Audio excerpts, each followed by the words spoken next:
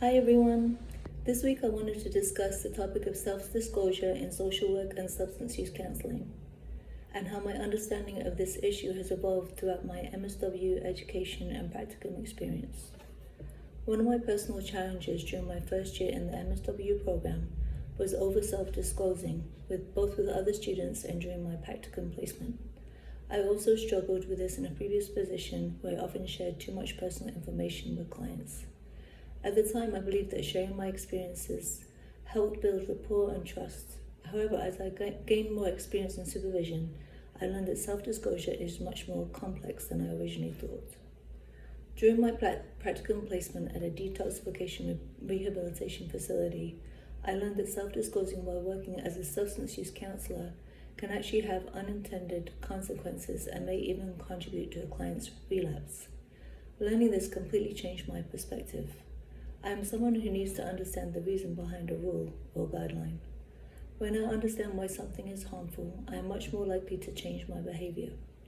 Once I understand the potential impact that inappropriate self-disclosure could have on a client's recovery process, I became much more intentional and thoughtful about what I share and why I share it.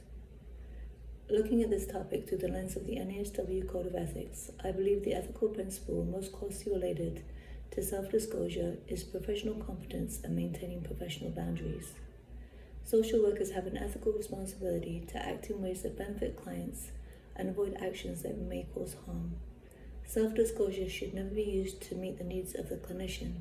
Instead, it should be carefully considered and only used if it serves a clear therapeutic purpose. In substance use treatment, clients are often vulnerable and seeking guidance. Excessive or poorly timed self-disclosure can unintentionally shift the focus away from the client and onto the counselor. It may create unhealthy dependency, blur professional boundaries, or cause clients to compare their own recovery journey to someone else's.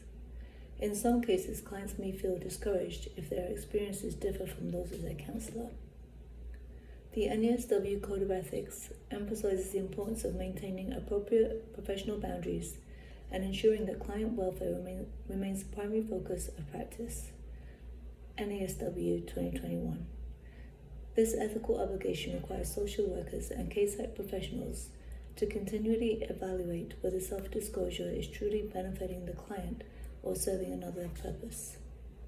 This topic also connects to the Council on Social Work Education's educational policy and accreditation standards. Specifically, competency number 1, demonstrate ethical and professional behavior, CSWE 2015. As students and emerging professionals, we are expected to apply ethical decision-making, utilize supervision effectively, and engage in self-reflection regarding our professional conduct. One of the factors that contributed to my growth in this area was field education.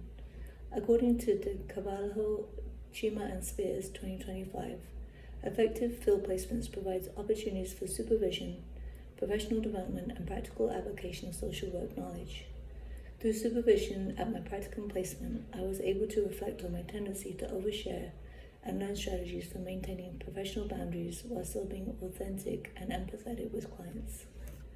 The importance of ethical and professional behavior is also highlighted in the EPAS competencies discussed by the CSWE 2015 and reinforced in the Social Work Company's EPAS 2015 training video, McMurray Social Work Field 2017. These competencies remind us that professionalism is not simply about following rules, it is about making thoughtful decisions that support client well-being and protect the integrity of the helping relationship. Today, I still believe that self-disclosure can be valuable when used carefully and intentionally. There may be situations where a brief disclosure helps normalize a client's experience, strengthens rapport, or provides hope. However, I now recognize that every disclosure must be evaluated through an ethical lens. The key question is not, do I want to share this, but rather, how will sharing this benefit the client? As future social workers and substance use counselors, I think many of us struggle with finding the balance between genuine and maintaining professional boundaries. Learning that inappropriate self-disclosure could potentially contribute to relapse was a powerful lesson for me and one that has significantly shaped my professional practice. My discussion question for the class is, have you ever encountered a situation during your practicum, employment, or classroom experience where self-disclosure often either helped or hindered the helping relationship? How did you determine whether the disclosure was ethically appropriate? Thank you so much, and I look forward to hearing your thoughts.